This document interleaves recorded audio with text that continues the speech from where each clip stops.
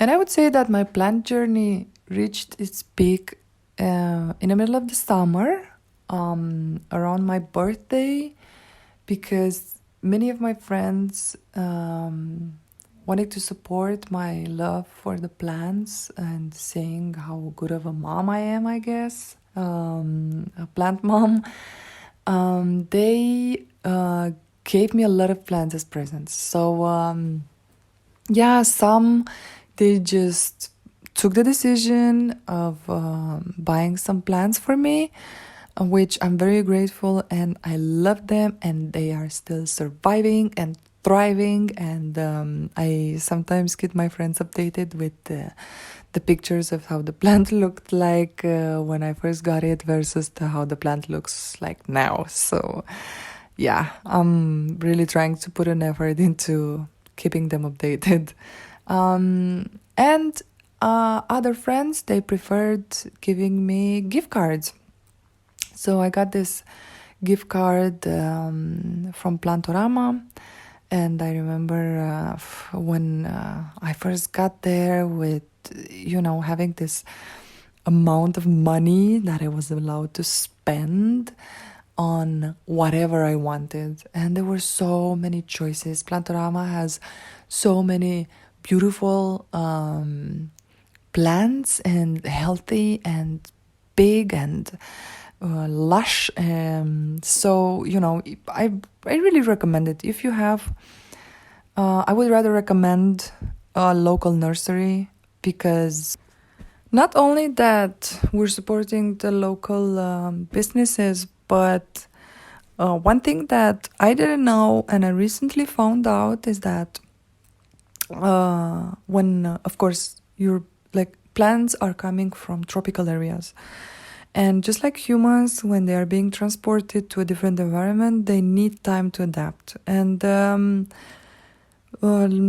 local nurseries and plant shops, compared to the big places like Plantorama, they have already plants that are adapted. So they passed this period in which they need to adapt to the conditions here in Copenhagen, for example. If the plant is usually originally coming from South America, let's say. So there's two reasons that I advocate for plant nurseries, for local nurseries. But definitely, if you need a plant that it's impossible to find here in the neighborhood, or if it's a rare plant, or if it's a big plant that you need for your office, this big plant shops would also be the place to go. Yeah, I got this huge plant called Alocasia zebrina. I think most of the people have it here in Copenhagen, because I can see it in a lot of plant groups. Everyone is having a hard time, and I'm having a hard time with it.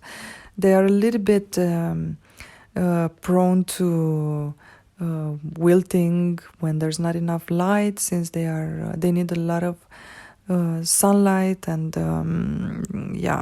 they're beautiful stems with the zebra patterns. They become a little bit dry from not being able to process the water that you give them, because they live in low light. So actually, this winter, because of this big plant that I got, I was trying to kind of save it, because I didn't know why yellow/crunchy leaves all of a sudden. You usually just get yellow leaves or just crunchy leaves, but this one just gave me a headache.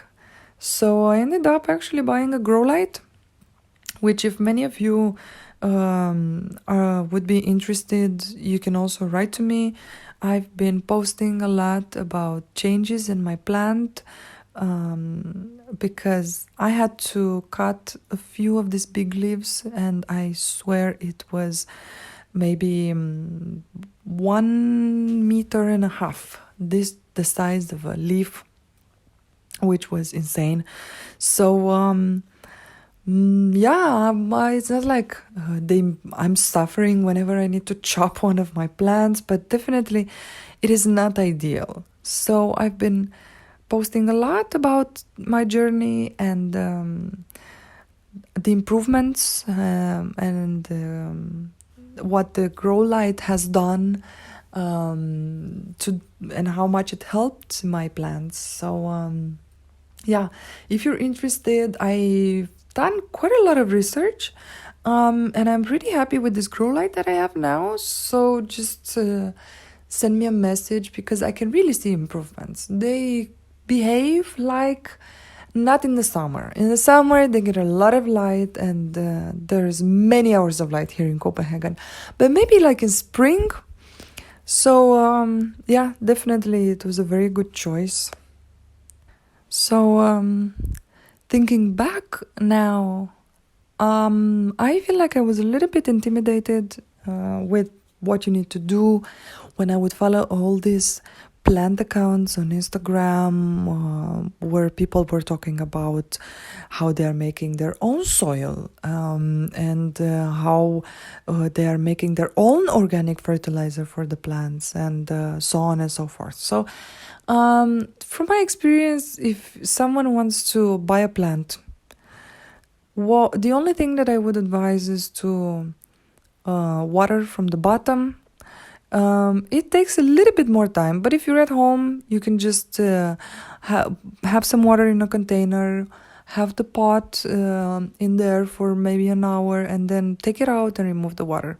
You don't need to worry about if the plant got enough water because the roots are already taking as much as they want. So this is the easiest way in which I keep my plants healthy, and they all survived somehow, even though my mom and probably many of the people in my life, they don't have so many plants. So there's not so many things to learn about, and it shouldn't make people feel intimidated by how other people are taking care of their plants, because they just want to take it to the next level and they want to give their plants more love and more care. But this doesn't mean that if you keep it in the pot that you bought it from the nursery, and if you water it whenever it looks like it's not so healthy anymore,